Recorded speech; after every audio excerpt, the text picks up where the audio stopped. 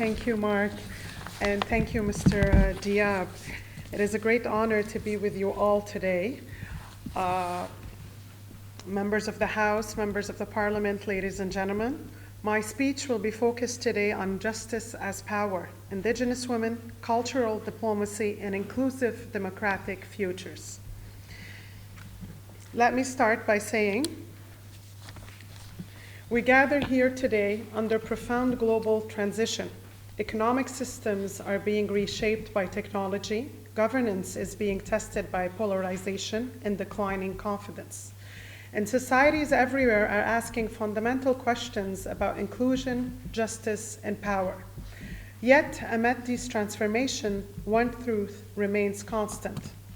No democracy can be strong, no economy can be just, and no peace can be sustainable without the full power of women. Today, I want to speak about women's economic empowerment, not merely as participation in markets, but as power, not as access alone, but as agency. And not a single story, but as an intersectional reality, with particular attention to Indigenous women in Canada. As a Canadian, who is originally from Lebanon, I come from a country that is shaped by diversity, complexity, where 18 recognized religious confessions are, multiple ethnic identities, and overlapping history coexists. I have grown up in a society of minorities. Lebanon has long stood as a cultural and political crossroads between the East and the West, where difference is an abstraction but a daily reality. It instills a deepened sensitivity to experience of minorities across the world, those whose voices are often marginalized, whose rights are negotiated rather than guaranteed, and whose dignity depends on the system that truly recognizes diversity, rarely than merely tolerated. Moving forward, economic empowerment. Too often we see that women's economic empowerment is reduced to numbers, labor force participation, income levels, and access to finance. These metrics matter, but they are not enough. True economic empowerment is about control over resources, decision-making over power, and the freedom to shape one's future. This is especially critical in a world where artificial intelligence, digital platforms, and new financial systems are redefined. If women particularly are excluded from these transformations, inequality will merely persist. It will deepen. Economic empowerment, therefore, is inseparable from political voices, legal protection, and cultural recognition.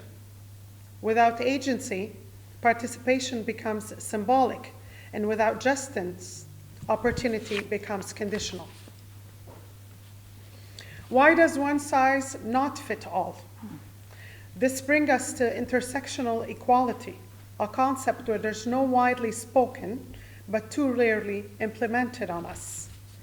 Women do not experience inequality in the same way. Gender intersects with race, class, geography, disability, and history. Policies that ignore these intersections often benefit those already closest to power while leaving others behind. Indigenous women, in particular, sit at the intersection of gendered and colonial inequality, a reality that deepens evident in Canada, despite the global reputation as a stable democracy. Understanding that it's not about assigning blame, it's about historical honesty. Today, and for decades, Indigenous women in Canada struggle for economic empowerment, and agencies cannot be separated from history.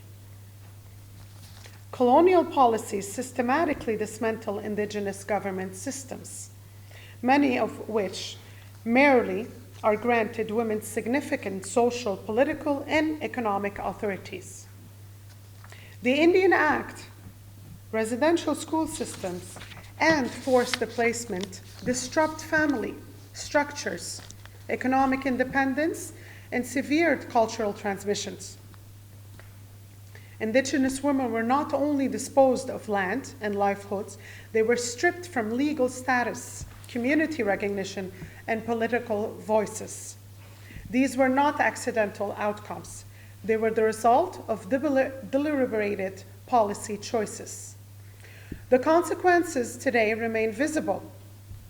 Barriers to employment and entrepreneurship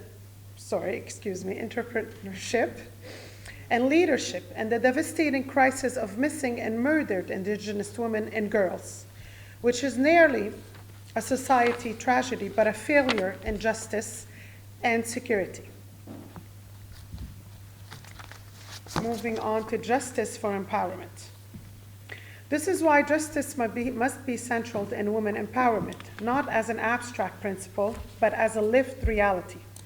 For Indigenous women in Canada, justice means recognition of land, respect of Indigenous legal traditions and governments, accountability for violence and systematic discrimination, inclusion in policy design, not just consultation, investment in Indigenous-led education, enterprise and cultural economies.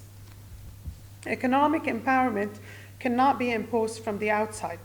It must be self-determined, rooted in culture, aligned with communities. Here, cultural diplomacy plays a vital and important role, but a structural bridge building between states, institutions, and Indigenous nations. Cultural diplomacy is often discussed in terms of exchange, as an art, as a language, as a heritage. But at its best, it's about mutual recognition and shared authority.